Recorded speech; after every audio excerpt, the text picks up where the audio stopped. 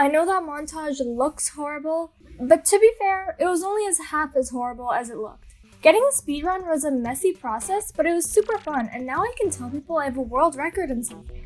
It's not the first world record, so I don't need to tell them that part, but a world record is still a world record. They don't need to know that I'm 10th out of the 10 submissions. What a speedrun is, in this sense, is taking a game that has a definitive way to complete it and zooming to finish it as fast as the game allows. I just want to pause and spoil the video a little here. I'm going to speedrun the game and I end up with a record. So if you want to specifically see where I talk about that, you can skip to this timestamp on the screen.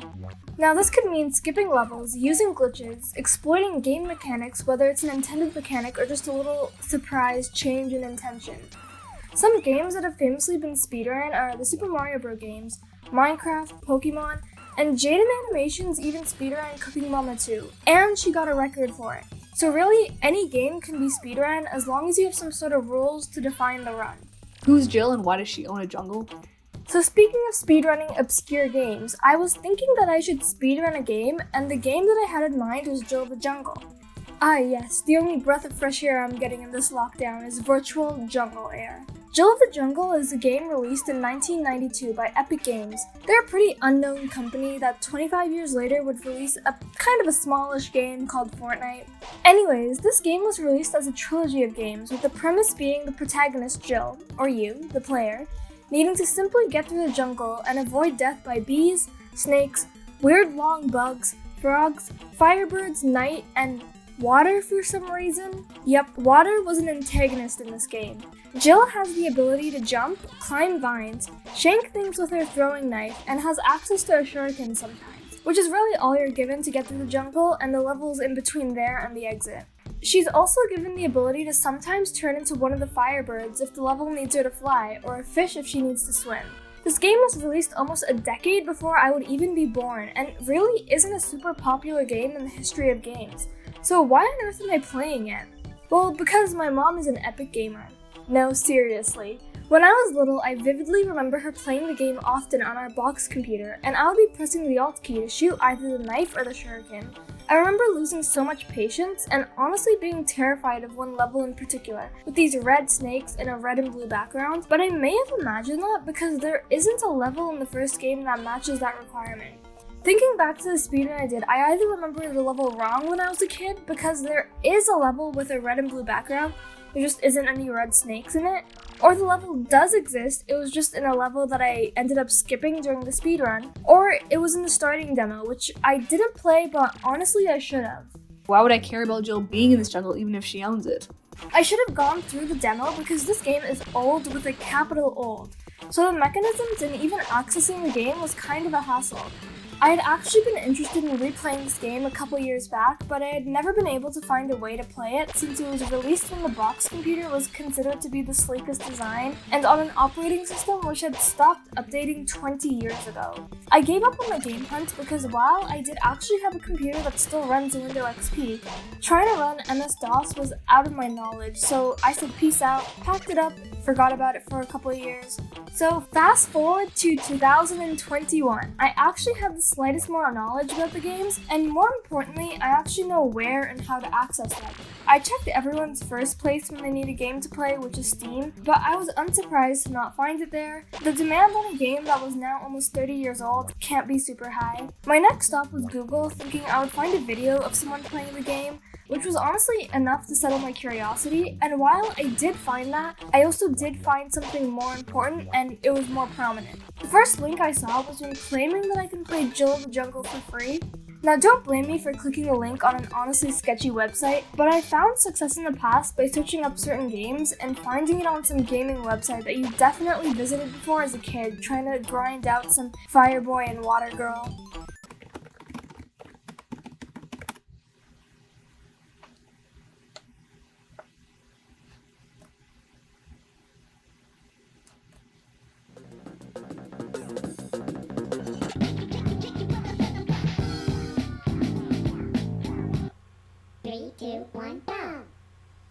So I clicked on this link thinking that it would be similar to that, but instead I was pleasantly surprised to find a platform very similar to Steam and was offering this game as a genuine download. So bam, suddenly I have access to this game. I decided to speedrun this game after downloading it on my mom's computer so she could play it again too. And my brother, who didn't remember this game, decided to play. I walked off, let him try it, and an hour later I walked by expecting to see him struggle the way I remember struggling when I was a kid, but nope, he was done. Dunzo, as in there's nothing left to do in the first game.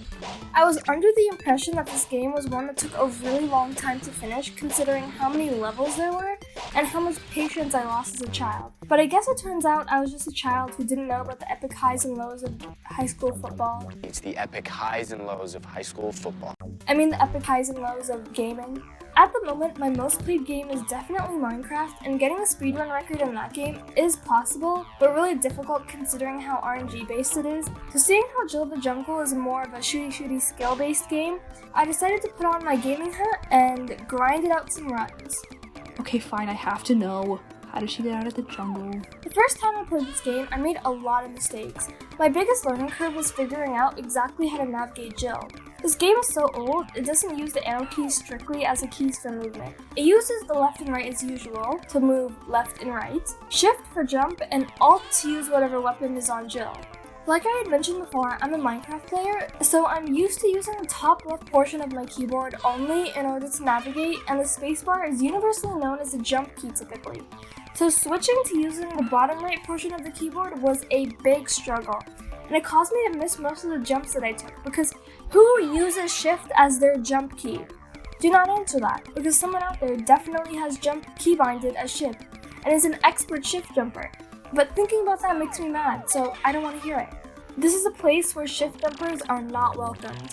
After a couple of fails, I eventually got somewhat used to it, but my second problem comes in when I realized that the keys that I'm pressing are actually being registered in the game with delay, which is a major no-no if I'm trying to finish this game as fast as possible, and the keys on my keyboard were, in general, way too small for me to be pressing them with precision, and it showed in my performance. So I did what any sane person would do, and stole a keyboard from a different computer, plugged it into my laptop, and voila! 2 problems fixed at once. For sure, I definitely did not cause a secondary problem that would cause inconvenience later.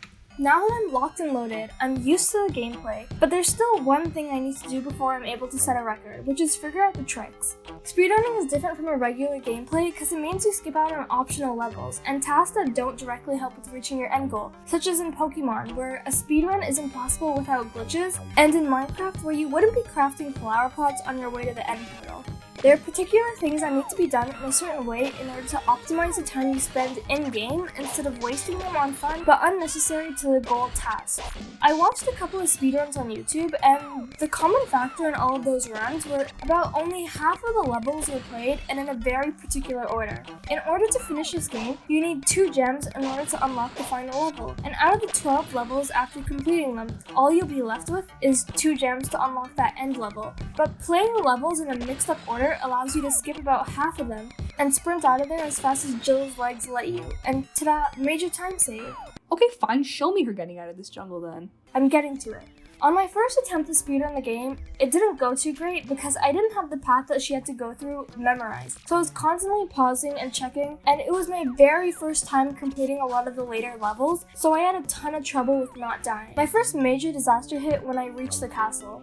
This is the area where you collect 3 keys which unlocks doors, but when you enter the area with the 3 keys, a wall closes behind you and there are 4 doors needed to get out of there.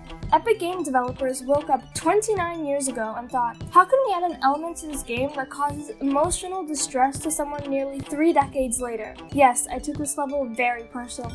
After looking through some of the other speedruns that I saw, a lot of people didn't actually have the same wall closing problem as me, so I had to look up a non-speedrun walkthrough, and I discovered that there was a key nestled in an area that was really difficult to access, and in the speedruns I watched, they didn't even use that key. I was aware of the key's presence, I just decided to ignore its existence because why on earth would I need it if there was only supposed to be 3 doors? Well anyways, turns out I did need it, and the way you got to the key was by hopping on the slightly lower platforms to perfectly land on the key. After a lot of struggle, I ended up landing on the key, but it was not easy. Please insert my struggle montage, Editor Jelly.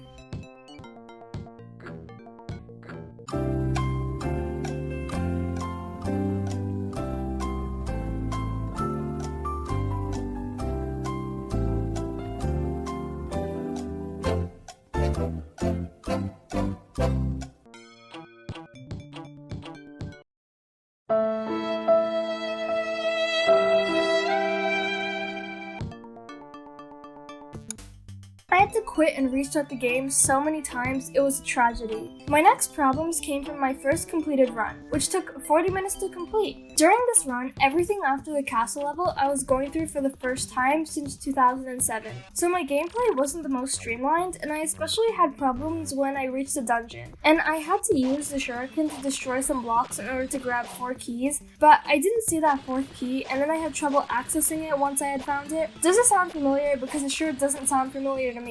I ended up reaching a level where Jill was mostly a fish and had the ultimate long-distance projectiles of shiny, pew-pew-looking things. And this level wasn't a challenge, but it was long since finding the gems took forever, and for the fish to go up, I had to be spamming the shift button, which wasn't great for a level that was that long, but I eventually got out. The final L I took this run was at the final level, the level I had worked my entire way up to. The 2 gems obtained were used to unlock this special place, and it's definitely something. I had seen this level on the speedruns I had watched, and I knew before I even entered that it wouldn't go well. So I was unsurprised to walk into a level full of essentially every imaginable enemy and tons of each. I will forever dream of red centipede bug-looking things for the rest of my life. I cannot get that out of my head. There isn't much to say here other than it was so much death. Just a massive order of crispy death. Once I finally made it to the end, I had realized that I had made it. I had finally finished the entire game from start to finish. In only 40 minutes too. I'd actually contemplated submitting this run as the final speedrun, but honestly I was feeling that a run this disastrous would just be plain and simple disrespectful to the mods, and with the longest recorded time on the board being only 13 minutes and 47 seconds, it just felt wrong to make them go through 40 minutes of footage. The dungeon level actually took 4 minutes to finish, and I was thinking about how the shortest run was only 6 minutes long, so submitting this run would honestly just be embarrassing for me. So I was determined now to set out on my second run. I was ready after seeing where all my problem spots were, so I re-downloaded the game and started a new run, thinking that it would be as difficult as the last one. But bam! 20 minutes later, I have a record. Alright, show off, tell me more. Thank you, ethereal voice from above. I will tell you. So what you're here for, the actual recorded run. So the run starts off pretty good and continued to be pretty good. The whole run actually as a whole went almost perfect, which is probably why it's a record. Not to flex, but at the 2-minute mark, I was at the dungeon, which previously took me 12 minutes. I smoothly got through the castle now that I knew the secret to getting that 4th key, and I scurried straight out of there. Similarly, the dungeon went smoother than I did before now that I knew where the 4th key was hiding, which is technically the 1st key, I just wasn't looking hard enough the first time.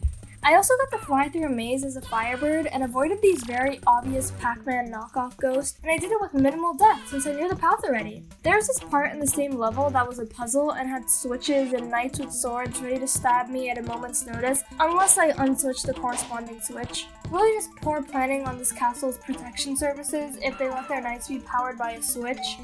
I did some key collecting in the forest, swift swimming as a fish to get to each gem, and the casual enemy avoidance, which by the way was probably the fastest way to get past these creatures. It was just faster to jump over them instead of trying to kill them and risk missing, which ended up being my downfall near the end of the run. As I mentioned before, the ending level had just an insane amount of enemies to get through, and it was the only place where I didn't end up improving because I had honestly forgotten about how difficult it was before, and I had ended up taking 3 minutes out of the 18 minutes of my run to finish this final level, which doesn't sound bad, but it really was since it was 16% of the run, while I had previously done so much more progress at a smaller time interval. Instead of skipping over the crabs and ants, I misjudged the jump length and just landed directly on what I was trying to avoid, took the damage, and realistically took an L along with the damage. I eventually just had to suck it up and murder the beast in my path, and eventually skipped over the firebirds blocking my path, and voila, I made it! Interesting! So you aren't as useless as you seemed.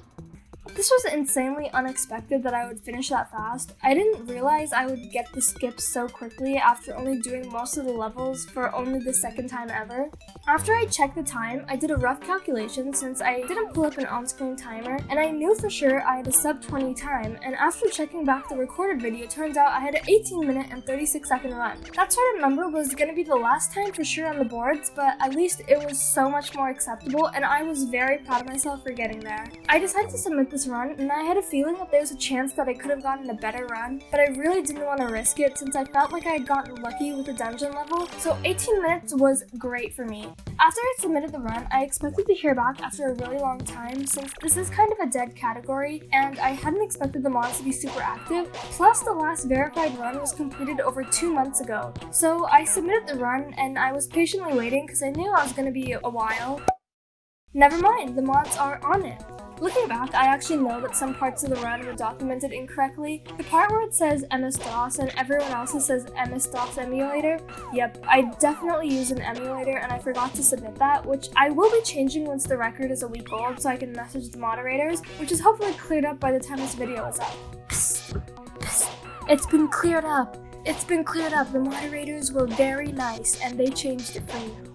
I was so sure that this run would be a practice run that I had my game noises muted and I was listening to a Rombu stream to power myself. To be fair, the 40-minute run was also completed during the same Rombu stream, so maybe he's the key to world records considering the amount of Twitch records he holds. The moral of the story is to watch Rombu.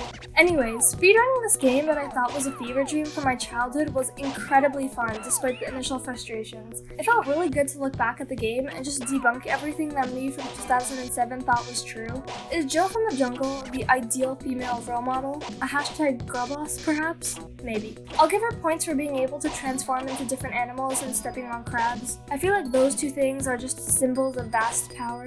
I really encourage whoever's watching to try and get a record themselves because 1, like I had mentioned before, you can tell people you have a world record. This is the Ethereal's voice reaction to when I told her I was Jilling the most jungle I could. And 2, because there's definitely someone cracked enough watching that could beat a lot of the records already on the board. What if someone out there was born to beat the world record of 6 minutes to complete Jill of the Jungle any percent speedrun, and they didn't even know it was their life's calling until I spread the word? In conclusion, the speedrun was not a waste of time. It was saving humanity in a way humanity didn't know it needed to be saved. So you're welcome. Y'all, if you don't subscribe for this, like, what are you doing with your life? You don't want quality content? Hello? This poor thing just sped-run Jill of the Jungle for what? For who? For you! Subscribe, or I'll find you. I swear.